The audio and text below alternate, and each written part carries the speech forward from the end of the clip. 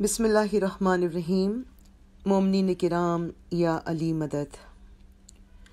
سال 2020 کا نوروز کا دن آ پہنچا ہے۔ یقیناً جماعتوں نے بہت سی تیاریاں کی تھیں، بہت سے پروگرام بنائے تھے، خدمت کا، اطاعت کا، مولا کی محبت میں رونے کا، جماعت خانے کو سجانے کا، گھر میں رشتہ داروں سے ملنے ملانے کا۔ مگر ہم سب جانتے ہیں کہ اس سال کورونا وائرس کی وجہ سے جماعت خانے بند ہو گئے۔ اس اعلان سے یقیناً عاشقین کو بہت پریشانی ہوئی ہوگی۔ امن کا گھر، ثواب کا گھر، مشکلات میں پناہ لینے کا گھر بند ہو گیا ہے۔ لیکن مومنین کرام، ایسی صورتحال میں، ایسی سچویشن کے لیے ایک مومن کیا کرے؟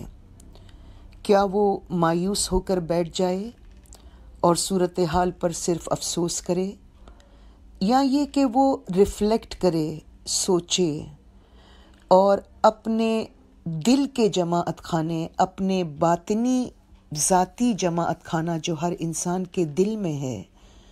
چونکہ ایک حدیث مبارک ہے، رسول اکرم صلی اللہ علیہ وآلہ وسلم نے فرمایا، قلب المؤمن عرش الرحمن، مومن کا دل رحمان کا عرش ہے۔ ایک اور مقام پہ فرمایا، قلب المؤمن بیت اللہ، مومن کا دل خدا کا گھر ہے۔ تو اپنے اس باطنی عبادت خانے کو آباد کرنے کے لیے، کوشش کرنے کے لیے ہمارے پاس شاید بہت اچھا وقت ہے۔ باطنی عبادت خانے کو یا اپنے دل کو آباد کرنے کے لیے کچھ باتوں پر روشنی ڈالنے کی کوشش کی جاتی ہے۔ سب سے پہلے ہمیں یہ دیکھنا ہوگا کہ خدا کے گھر کی ضرورت خود خدا کو ہے یا اس کے بندوں کو ہے۔ اگر ہم سمجھتے ہیں کہ آدم دنیا کا پہلا انسان تھا اور حضرت آدم نے سب سے پہلے خانہ کعبہ کو بنایا، تو سوچنا ہوگا کہ خدا تو اس سے پہلے سے موجود تھا، لیکن اس کا کوئی گھر نہیں تھا۔ حضرت آدم نے پہلی مرتبہ گھر بنایا۔ اگر حضرت آدم سے دنیا شروع ہوئی ہے تو یہاں پر سوچنا ہوگا کہ خدا کو اس گھر کی ضرورت ایس سچ خود اپنے لیے نہیں، بلکہ مومنین کو اس گھر کی ضرورت ہے، تاکہ وہ اس گھر میں عبادت سے، اطاعت سے اپنے دل کو زندہ کریں۔ اور اسی خانہ کعبہ کے طرز پر بعد میں رسول اکرم صلی اللہ علیہ وآلہ وسلم نے ایک مقامی مسجد بنائی، اور پھر دنیا بھر میں مختلف مقامات پر مساجد بنائی گئیں اور ان کو خدا کا گھر قرار دیا گیا۔ اور حقیقت کے مقام پر آج ہمارے پاس جماعت خانہ ہے، جو ہماری نظر میں مولا کا پاک گھر ہے۔ اگر مومن جماعت خانے کے اور خدا کے گھر کے سارے فائدے مومن کے لیے ہیں، تو پھر مومن کو ضرور سوچنا ہے کہ جماعت خانے سے بہترین فائدہ وہ کیسے اٹھا سکتا ہے۔ یہ بھی سوچنا ہے کہ اگر ہم ڈائریکشنز کی بات کرتے ہیں، خدا کے رہنے کی بات کرتے ہیں، تو ہمیں قرآن میں مختلف تصورات ملتے ہیں۔ خدا کے گھر کا بھی تصور ملتا ہے، مگر ایک اور مقام پر خدا فرماتا ہے، وَلِلَّهِ الْمَشْرِقُ وَالْمَغْرِبُ فَأَيْنَمَا تُوَلُّوا فَثَمَّ وَجْهُ اللَّهِ، مشرق اور مغرب اللہ ہی کے لیے ہے، پس تم جس طرف اپنا منہ کرو گے تم خدا کے چہرے کو پاؤ گے۔ خدا نے اپنے گھر کا تصور بھی دیا، جیسے قرآن میں ارشاد ہے، وَإِذْ جَعَلْنَا الْبَيْتَ مَثَابَةً لِلنَّاسِ وَأَمْنًا، اور ہم نے گھر بنایا جس کو ثواب کی جگہ اور امن کی جگہ قرار دیا۔ تو خدا ایک جگہ گھر بنانے کا ذکر کرتا ہے، ایک جگہ فرماتا ہے کہ وہ تو مشرق اور مغرب اسی کا ہے، اور تم جہاں بھی منہ کرو وہاں پر اس کو پاؤ گے، اس کے چہرے کو پاؤ گے۔ اور ایک اور مقام پر خدا یہ بھی تصور دیتا ہے کہ وہ مکان و لا مکان سے بالا تر ہے۔ تو یہ ایک सोचने का मकाम है कि खुदा ने अपने एक घर का तस्वुर दिया है, और शायद हम सोचते हैं कि वो उसी घर में रहता है, मगर खुदा ने फरमाया मैं तो हर जगह हूँ और मैं मकान व लामकान से बरतर भी हूँ। तो इसमें अहम नुक्ता ये है कि उसका जो घर हमें दिया गया है, जो हकीकत के मकाम पर आज जमाअत खाना है, उसको अटेंड करने से, उसमें इताअत और इबादत करने से, उसमें सजदा करने से खुदा दूसरे दो मकामात पर कैसे है वो समझ में आएगा। उसी घर में जब हम जाकर इताअत और इबादत करेंगे, सबमिट करेंगे, तो हमें समझ में आएगा कि वो हर जगह कैसे है और वो मकान उला मकान से बरतर कैसे है। तो घर को प्राइमरी इम्पोर्टेंस हासिल है कि उसी घर में जाकर उस घर से दूसरे आला मजहबी तसव्वुरात को हम समझ पाएंगे। इसकी एक और मिसाल इस तरह से दी जाती है कि हम ये समझें कि जमाअत खाने 3 हैं। एक यूनिवर्सल जमाअत खाना है जो ख़ुद इमाम ज़मान की ज़ात अक़दस है, क्योंकि हमारी नज़र में खुदा के घर की तावील ज़माने का इमाम हुआ करता है। तो एक यूनिवर्सल जमाअत खाना है जो ख़ुद ज़माने का इमाम है। एक लोकल जमाअत खाना है जो इमाम के हुक्म से हर शहर में हर मकाम पर बनाया जाता है ताकि मोमिनीन उसमें जमा हों और इबादत करें। और एक हमारा अपना दिल है जो हमारा ज़ाती जमाअत खाना है। दीन की हकीकत को समझने के लिए ये एक मिसाल के तौर पर बयान किया जाता है, क्योंकि इससे मौला को पाने और उससे करीब होने के राज हमको समझ में आएगा। मकामी जमाअत खाना यानी जो लोकल जमाअत खाना होता है, उसकी बहुत बड़ी अहमियत है, उसका बहुत बड़ा किरदार है, क्योंकि यूनिवर्सल जमाअत खाना और पर्सनल जमाअत खाना ज़िंदा करना आसान नहीं है। उस लोकल जमाअत खाने में इमाम के हुक्म से बनाए गए उस जमाअत खाने में जाकर इबादत, बंदगी, इताअत, सिजदा, गिरिया हुजारी करने से आहिस्ता आहिस्ता अंदर का जमाअत खाना, अंदर जो खुदा का घर है, उसको ज़िंदा करने में मदद मिलती है और फिर यूनिवर्सल जमाअत खाने तक पहुंचने के लिए रास्ता मिलता है। ये 3 मकामात हैं, मगर इन तीनों की हिकमत इमाम के बनाए हुए, इमाम के दिए गए मकामी जमाअत खाने में है। वहीं से रफ्ता रफ्ता रूहानी तरक्की होती है तो दिल के जमाअत खाने का दरवाज़ा खुलता है, वो नूर ईमान से मुनव्वर हो जाता है और उसमें इमाम अक़दस व अतहर का पाक दीदार करना मुमकिन हो सकता है।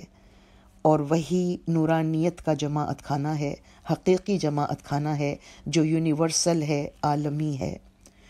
कहते हैं कि हज़रत आदम अलैहिस्सलाम ने जब बिहिश्त में फ़रिश्तों को खुदा के अर्श के गिर्द तवाफ़ करते हुए देखा तो दुनिया में आने के बाद उनके दिल में एक ख्वाहिश पैदा हुई, उनके दिल में एक अरमान पैदा हुआ कि यहाँ भी खुदा का कोई घर होना चाहिए जिसके गिर्द हम तवाफ़ कर सकें, जिसमें हम हाज़िरी दे सकें। तो खुदा का जो घर है वो बिहिश्त में खुदा के अर्श की मिसाल पर बनाया गया है, लिहाजा उसकी बहुत बड़ी अहमियत है। और उसके अंदर ये इशारा भी है कि वो खुदा का अर्श है और उस पर वो जिल्वा फिगन है। कुरान में खुदा फरमाता है व इस बव्वाना ली इब्राहीमा मकान अलबैता, और जब हमने इब्राहीम के लिए इस घर को एक जगह बना दी। इसकी तशरीह और तर्जुमा इस तरह भी होता है जब इब्राहीम को हमने कायम मकाम के तौर पर मुकर्रर कर दिया। खुदा के घर को बैतुल अतीक भी कहा गया है कुरान में, यानी पुराना घर।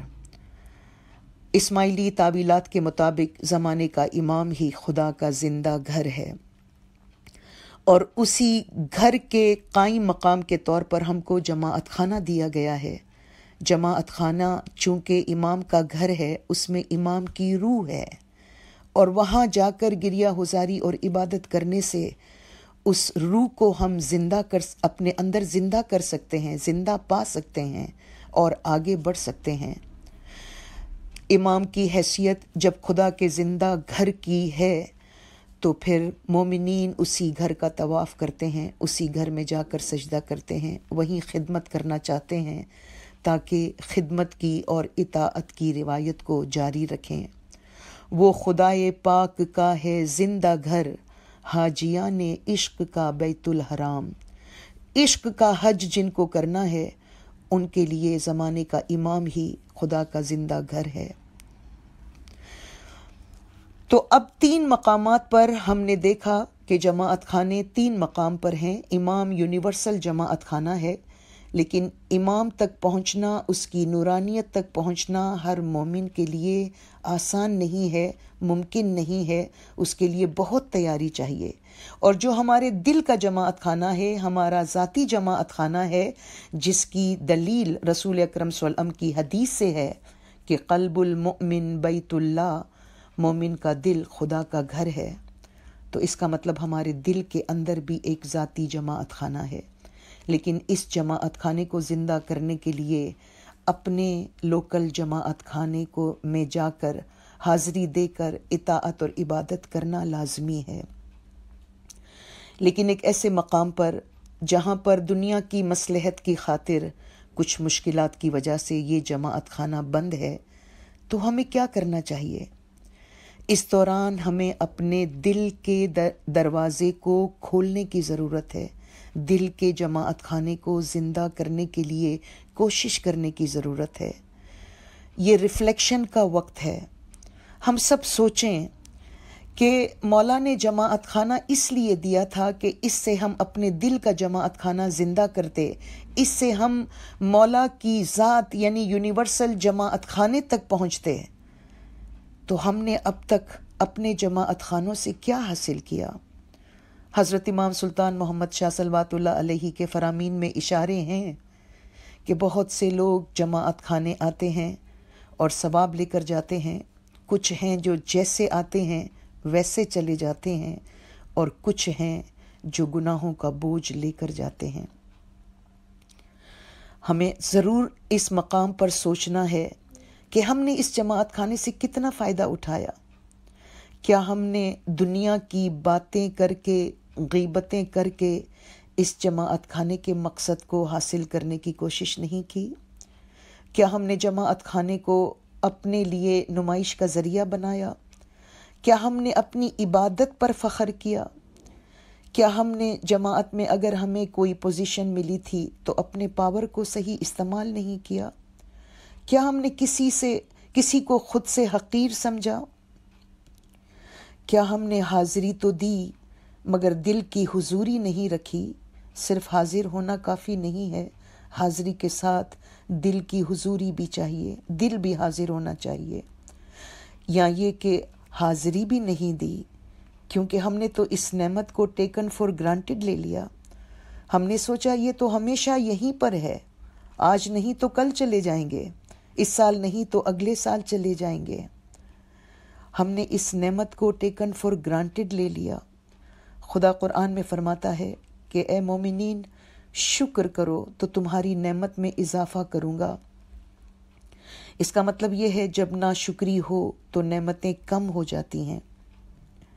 اس لیے ایک مومن کو ضرور سوچنا چاہیے، ظاہری احوال جو بھی ہیں ایک مومن کو ضرور سوچنا ہے کہ کیا ناشکری ہوئی، کیا ناقدری ہوئی، ہم سے ایسا کیا ہوا کہ ہمارے لیے آج یہ وقت آیا ہے کہ ہم جماعت خانے نہیں جا سکتے ہیں۔ مومنین کرام، یہ بہت اچھا وقت ہے جب ہم اپنے دل کے جماعت خانے کی تعمیر کریں اور ارادہ کریں کہ اب جب جماعت خانہ کھلے گا تو ہم عقیدت سے، محبت سے اور زیادہ ڈیڈیکیشن سے اور بہت ہی خلوص کے ساتھ جماعت خانے جائیں گے۔ ظاہری جماعت خانے کی تعمیر کے لیے بہت سارے ریسورسز چاہیے، بہت سارے اسباب چاہیے۔ اسی طرح باطنی جماعت خانے کے لیے بہت سارے اوصاف چاہیے، بہت ساری خوبیاں چاہیے، گریہ گزاری چاہیے، سچائی چاہیے، توبہ چاہیے، علم چاہیے، تضرع اور گریہ گزاری چاہیے۔ خداوند قرآن میں ان قوموں کے لیے فرماتا ہے جن پر عذاب نازل ہوا خدا فرماتا ہے کہ جب ان پر عذاب نازل ہوا ہے تو یہ عاجزی کیوں نہیں کرتے ہیں، یہ گریہ ہوزاری کیوں نہیں کرتے ہیں؟ فَأَخَذْنَاهُمْ بِالْبَأْسَاءِ وَالضَّرَّاءِ لَعَلَّهُمْ يَتَضَرَّعُونَ، اور ہم نے انہیں سختی اور تکلیف میں پکڑا تاکہ وہ عاجزی کریں۔ ایسے موقع پر، امتحان کے موقع پر، عذاب کے موقع پر قرآن کی تعلیم ہے کہ مومنین عاجزی کریں، گریہ ہوزاری کریں، گر گرائیں، مناجات کریں۔ پیر حسن کبیر دین فرماتے ہیں، اے جی کایا نی بیری کیجئے، انے ستنو کیجئے شنگار۔ اے مومن، اپنے وجود کی ایک کشتی بناؤ اور اس کو سچائی سے سجاؤ۔ اس پورے گنان میں پیر حسن کبیر دین فرماتے ہیں اس کے لیے لنگر کی بھی ضرورت ہے، اس کے لیے ستون بھی چاہیے، اس کے لیے رسیاں بھی چاہیے، اس کے لیے بادبان بھی چاہیے۔ اور پھر وہ ان اوصاف کا ذکر کرتے ہیں جو مومن کی ہستی کی کشتی میں لنگر، ستون، رسیاں اور بادبان بن سکتا ہے، اور وہ سب کی سب اخلاقی اور نورانی خوبیاں ہیں: سچائی، عبادت، اطاعت، گریہ ہوزاری، مولا کی یاد۔ اس وقت میں جب ایک فزیکل ڈسٹینس کا عمل جاری و ساری ہے، ہم ایک دوسرے کے لیے دعا کریں، ایک دوسرے کے لیے دل کھولیں، ایک دوسرے کو معاف کر دیں، ایک دوسرے کی مدد کریں، کسی سے گفتگو کر کے، کسی کو حوصلہ دے کر، کسی کے خوف کو کم کر کے، کسی کی عملی مدد کر کے ہم اس وقت اپنے اندر بھی ریفلیکٹ کریں اور باہر بھی لوگوں کی مدد کریں۔ کہتے ہیں کہ لندن اور دوسرے علاقوں میں جہاں پر زندگی خاموش ہو گئی ہے، لاک ڈاؤن ہو گیا ہے، جو شور شرابے والے شہر تھے، ان شہروں میں خاموشی ہونے کی وجہ سے پرندوں کی آواز سنائی دے رہی ہے، ان کی چہچہاہٹ سنائی دے رہی ہے، جو کافی عرصے سے لوگوں نے نہیں سنی تھی، کیونکہ شہر کے ہنگامے، روزمرہ کی زندگی کے شور میں ان کو وہ چیز نہیں سنائی دیتی تھی۔ کیونکہ صبح ہوتی ہے، شام ہوتی ہے، زندگی یوں ہی تمام ہوتی ہے۔ جب ہم اپنے نارمل روٹین میں ہوتے ہیں تو بعض اوقات ایک ایسی ریس میں ہوتے ہیں کہ صبح شام ہوتی رہتی ہے اور زندگی کے دن کم ہوتے جاتے ہیں۔ مگر اس وقت جب کہ ساری چیزیں رک گئی ہیں، ایک لاک ڈاؤن ہو چکا ہے، اس وقت اپنے اندر کے انسان کی آواز سنیں۔ انٹرا پرسنل کمیونیکیشن کا موقع ہے، اس کی بہت سخت ضرورت ہے۔ ہم نے اتنے عرصے سے اپنے اندر کے انسان کو نہیں سنا، اپنے آپ کو ایویلیویٹ نہیں کیا۔ اطاعت میں کہاں ہیں، عبادت میں کہاں ہیں، اخلاص میں کہاں ہیں؟ اسی لیے اس وقت کا بھرپور فائدہ اٹھانا ہے اور اپنی فیملی کے ساتھ مل کر دعا، تسبیح، عبادت کرنی ہے۔ اسماعیلی طریقے کے مطابق مذہب اور دنیا، دین اور دنیا کوئی الگ الگ چیزیں نہیں ہیں۔ مولانا حاضر امام نے اپنے فرامین اور اپنی تقاریر میں ہمیشہ فرمایا ہے کہ اسلام اس ڈائیکوٹومی کو نہیں مانتا ہے کہ ہمارے ہاں دین الگ اور دنیا الگ ہے۔ ہمیں تو یہ تعلیم دی گئی ہے کہ اٹھتے بیٹھتے بھائی راہ چلنتے، نام صاحب جی کو لیجیے جی۔ اٹھتے بیٹھتے، راستہ چلتے، کروٹ بدلتے، ہمیں مولا کو یاد کرنا ہے۔ ہم نے اپنے گھروں میں، خاندانوں میں ایسے بزرگوں کو دیکھا ہے جو اٹھتے بیٹھتے اور کروٹ بدلتے ہوئے بھی مولا کا نام یاد کرتے ہیں۔ تو ہمارے لیے دنیا کی زندگی بھی دین کی روشنی میں گزارنے کی ہدایت کی گئی ہے۔